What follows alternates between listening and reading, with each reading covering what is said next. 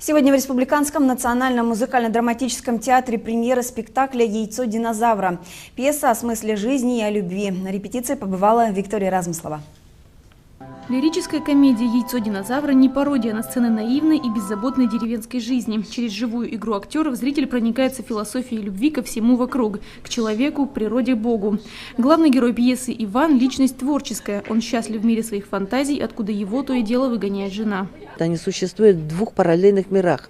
Она в одном мире, он в другом. И поэтому идет несовпадение, и человек как бы по-настоящему душевно не удовлетворен.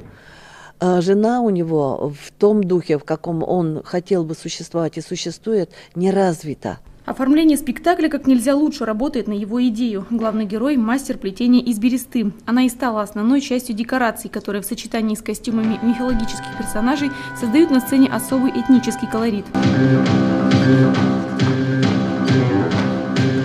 В роли деревенского поэта и чудака предстанет Андрей Японешников. Рассказывая о своем персонаже, замечает, в каждой мелочи он способен увидеть отражение жизни. Однажды он обнаружил камень, похожий на яйцо динозавра, с разбитым кончиком, как будто вот оттуда вот-вот появится голова маленького динозавра.